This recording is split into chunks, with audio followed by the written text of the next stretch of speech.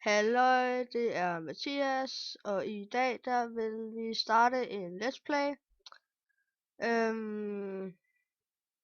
Vi skal lige lave en ny verden. Let's play.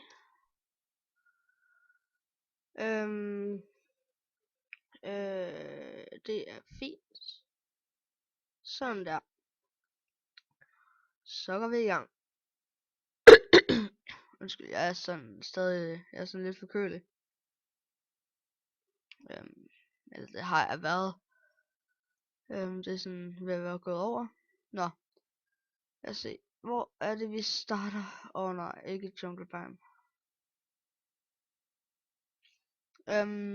Den her let's play skal vi have lavet nogle bestemte ting. Det bliver nok noget med at sætte en husketavle op. Vi laver sådan et lille hus til at starte med, og så sætter en husketavle op.